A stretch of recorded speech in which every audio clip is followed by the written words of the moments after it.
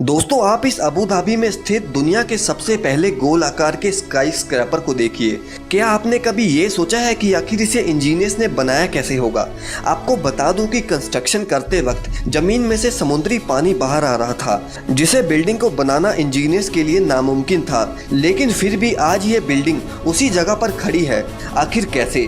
और आप देख रहे होंगे कि एक सिक्के के डिजाइन में खड़े इस स्काई स्क्रैपर को बनाते वक्त इस बात का डर था कि कहीं अबू धाबी की तेज हवा इसे गिरा ना दे। लेकिन इसके बावजूद भी कैसे इंजीनियर्स ने इसे खड़ा कर डाला, जानने के लिए वीडियो को लास्ट तक जरूर देखिए। और आज की इस वीडियो का लाइक टारगेट है 10,000 लाइक्स। और अगर आप हमारे चैनल पर नए हैं तो इसे सब्सक्राइब जरूर कर लें। तो चलिए वीडियो को शुरू करते हैं।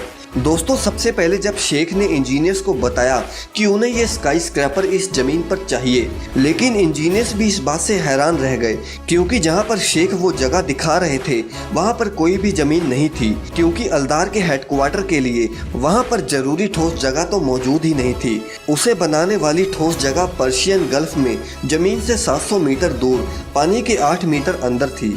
अब इंजीनियर्स को ये तो पता चल ही गया था कि ये काम आसान नहीं होने वाला, क्योंकि उन्हें सिर्फ स्काई स्क्रैपर ही नहीं बल्कि समंदर में एक आइलैंड भी बनाना होगा जहां पर अलदार हेडक्वार्टर को बनाया जा सके। उस नए आइलैंड को बनाने के लिए 30 लाख घन मीटर रेत की जरूरत थी। अब जो रेत अबू धाबी में पाई जाती है वो बहुत ही बारीक कणों से बनी होती है, और अगर उस रेत से स्काई स्क्रैपर को बनाया गया तो वो आइलैंड कभी भी समुद्र में खिसक सकता है। अब इंजीनियर्स को वो रेत समुद्र की गहराई में से खोदनी थी, लेकिन खुशकिस्मती से वो रेत पिछले शेख ने पहले ही खोद रखी थी, क्योंकि उन्होंने पहले भी एक समुद्र में आइलैंड बना डाला था। और इंजीनियर्स ने पूरी इस 2 करोड़ घन मीटर रेत को इस्तेमाल करने का फैसला किया। अब इस पुरानी सख्त रेत को काटने के लिए इंजीनियर्स ने एक ऐसी मशीन बुलाई जिसमें 48 रेनफोर्स्ड स्टील वाले क्लॉ बने हुए थे। रेत को 8 महीनों तक समुद्र में डालकर अलदार हेडक्वार्टर के लिए जमीन तैयार हो ही गई। अलदार ने इस प्रोजेक्ट को अंजाम देने के लिए इंजीनियर्स को सिर्फ 30 महीने का समय ही दिया था, इसलिए इंजीनियर्स डिज़ाइन के साथ साथ कंस्ट्रक्शन का काम भी साथ ही में कर रहे थे। इंजीनियर्स अलदार हेडक्वार्टर की बुनियाद रखने का सोच ही रहे थे कि उनके सामने एक और चुनौती ने जन्म ले लिया। जब वो कंस्ट्रक्शन के लिए खुदाई कर रहे थे तो समुद्र का पानी जमीन की खुदाई से बाहर आना शुरू हो गया। अब इतने बड़े स्काई स्क्रैपर को ऐसी जमीन पर खड़ा करना यानी कि करोड़ों का नुकसान करना ही होगा, इसलिए इंजीनियर्स ने इसका भी सलूशन ढूंढ निकाला। उन्होंने डी वॉल नाम का एक सॉलिड सीमेंट का बैरियर जमीन से 16 फीट अंदर की तरफ बनाया। इस बैरियर ने जमीन की ढीली रेत और समुद्र से आने वाले पानी को रोका। अब इंजीनियर्स ने इसमें 400 सीमेंट की पाइल्स का इस्तेमाल 2 तरीकों से किया, जिसमें आधी पाइल्स जमीन पर लगाई गई ताकि ये चट्टान पर मौजूद रेत पर मजबूती से टिका रहे, और आधी पाइल्स को जमीन में और भी ज्यादा गहराई तक डाला गया ताकि सारा वजन जमीन में अच्छे से डिवाइड हो जाए। अब शेख का ये सपना धीरे धीरे जमीन से बाहर उभरने लगा। अब इंजीनियर्स के सामने एक और मुश्किल आन खड़ी हुई। इस स्काई स्क्रैपर का डिजाइन कुछ ऐसा था कि अबू धाबी की 130 किलोमीटर पर आवर की रफ्तार से चलने वाली हवा कहीं इसे गिरा न दे। इसलिए उन्होंने इस बात का पता लगाने के लिए अमेरिका के विंड इंजीनियर से मदद मांगी। अब अगर आपको नहीं पता तो मैं आपको बता दूं कि विंड टेस्ट किसी भी चीज की बुनियाद रखने से पहले किया जाता है ताकि उसमें जरूरत पर चेंजेस हो सकें, लेकिन टाइम की कमी होने की वजह से इंजीनियर्स ने उसकी बुनियाद पहले ही रख दी थी। इसलिए अगर विंड टेस्ट में कुछ भी गड़बड़ सामने आई तो सारी बुनियाद इंजीनियर्स को दोबारा बनानी पड़ेगी। लेकिन जब विंड इंजीनियर्स ने इस पूरे प्रोजेक्ट के 3D मॉडल पर अपने सारे लोड टेस्ट किए तो सभी रिजल्ट सही आए, और इस तरह इंजीनियर्स के सर से एक बहुत ही बड़ी टेंशन दूर हो गई। अब ये सभी काम करने के बाद अलदार हेडक्वार्टर का वजन सभी पाइल्स पर बराबर डिवाइड करने के लिए इंजीनियर्स ने इसमें एक के बजाय 2 कोर्स बनाने का सोचा। सीमेंट से बने इन 2 कोर्स को 125 मीटर ऊपर तक जाना था। इन कोर्स को 6500 टन रेनफोर्स्ड स्टील से बनाया गया था। इंजीनियर्स को इन कोर्स को कंक्रीट के 2 सिंगल पीसेस की तरह बनाना था, इसलिए उन्होंने स्लिप फॉर्म नाम की टेक्निक का इस्तेमाल किया। इसमें लिक्विड कंक्रीट को विशाल मोल्ड में डाला जाता है जो स्ट्रक्चर की शेप को बनाता है।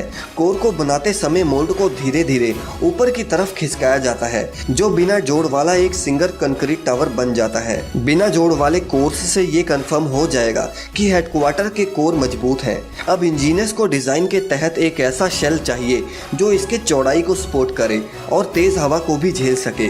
वैसे यूनाइटेड अरब एमिरेट्स में रेक्टेंगुलर शेल को बनाने के लिए कंक्रीट का इस्तेमाल किया जाता है।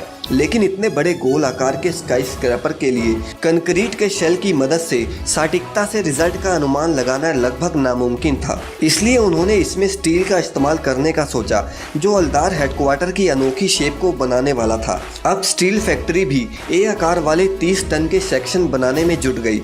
इस स्ट्रक्चर के खास कर्व्स को बनाने के लिए इन्हें आपस में जोड़ा जाना था, लेकिन सिर्फ ए सेक्शन को बनाना ही बड़ा काम नहीं था, इन्हें उठाकर साइट पर ले जाना भी एक बहुत ही बड़ा काम था।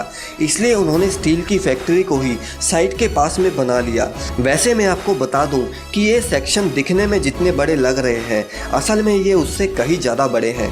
इंजीनियर्स को सबसे पहले ए फ्रेम लगाने के लिए 1 घंटे से ऊपर का समय लग गया, लेकिन आपको ये जानकर हैरानी होगी कि अभी 99 ए फ्रेम्स लगाना बाकी ही था।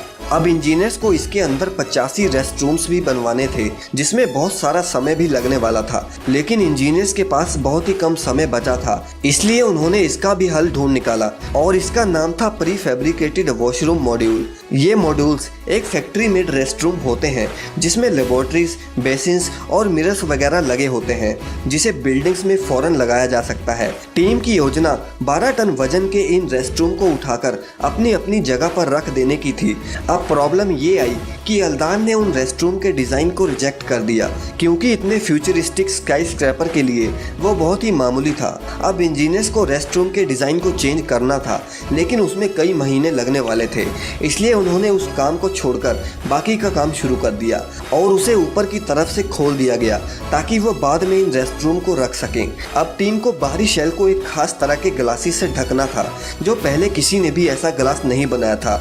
इंजीनियर्स को वैसे इसकी शेप के हिसाब से कर्व्ड ग्लास की ज़रूरत थी, जो कि मौजूद ही नहीं थे। अब इंजीनियर्स इसमें स्क्वायर ग्लास को तो वैसे भी फिट नहीं कर सकते थे, क्योंकि उन्हें एक टाइम पर एक ही दिशा में मोड़ा जा सकता है। हलदार हेडक्वार्टर को एक ऐसे ट्रायंगुलर ग्लास की ज़रूरत थी जो 3 एक्सिस पर टिक सके और अपने पास वाले शीशे के साथ जोड़ सके। आपको ये जानकर हैरानी होगी कि इस पूरे प्रोजेक्ट के लिए उन्हें 25,000 पैनल्स लगने वाले थे। ये ग्लास पैनल्स इतने बड़े थे कि एक दिन में सिर्फ 30 से 35 ग्लास पैनल्स ही इंजीनियर्स फिट कर पाते थे। अबू धाबी की तेज हवा के कारण ग्लास को लगाना बहुत ही मुश्किल था। अब 10 महीनों के बाद रेस्टरूम का डिज़ाइन दोबारा बन के आया, जो शेख ने भी अप्रूव कर दिया और इंजीनियर्स ने एक एक करके उन 85 रेस्टरूम को भी अपनी जगह रखना शुरू कर दिया। अब इस प्रोजेक्ट का काम खत्म होने की कगार पर ही था, तभी इसमें एक नई बाधा ने जन्म लिया। रेस्टरूम को कोर्स में लगाने के लिए हुई देरी में टीम को ऊपर वाले हिस्से को खुला छोड़ना था, जिसके कारण स्टील का आकार 250 mm तक कम हो गया। अब इससे ये प्रॉब्लम आई कि जब इस हेडक्वार्टर में हवा का दबाव पड़ेगा, तब इसका जो लोड है वो इसकी नींव तक नहीं पहुंचेगा, जिस वजह से ये स्काई स्क्रैपर नीचे की तरफ झुक सकता है। अब इसे दोबारा से डिज़ाइन करने का समय नहीं था, इसलिए टीम को अब इसी प्रॉब्लम का सलूशन ढूंढना था। लेकिन इसका सिर्फ एक ही सलूशन था कि पूरी 250 टन की रूफ को वापस उठाकर उसकी जगह पर वापस रख दिया जाए। लेकिन इस काम को करने के लिए दुनिया के सबसे कामयाब इंजीनियर्स के भी पसीने छूटने वाले थे। रूफ आर्च को ऊपर उठाने के लिए 2 हाइड्रोलिक जैक्स को एक लोड बेरिंग वॉल पर लगाया गया। इनके जरिए 250 टन में से 80 टन वजन कोर्स में पहुंच रहा था। 2 और जैक्स को 16 मीटर ऊंचे स्टील कॉलम्स में लगाया गया। इनके जरिए भी 40-40 टन वजन लेवल 23 के कंक्रीट फ्लोर तक पहुंचने लगा। इन प्रॉक्स को स्टील स्लैब्स के साथ पैक किया गया, ताकि जैक्स को हटाने के बाद रूफ अपनी जगह से ना हिले। ऐसे करके इंजीनियर्स ने 260 mm की रूफ को ऊपर उठाकर पूरी प्रॉब्लम को सॉल्व कर दिया और उसके बाद उन्होंने उसके आगे के सारे प्रोसेस बड़े आराम से कर दिए। इस प्रोजेक्ट को दिए गए वक्त पर ख़त्म कर दिया गया। दोस्तों, क्या आपको इसके बारे में पहले से पता था? हमें कमेंट सेक्शन में ज़रूर बताएं। और अगर आपको ये वीडियो पसंद आया तो इसे लाइक ज़रूर करें और आगे भी ऐसी वीडियोस के लिए चैनल को सब्सक्राइब करना ना भूलें।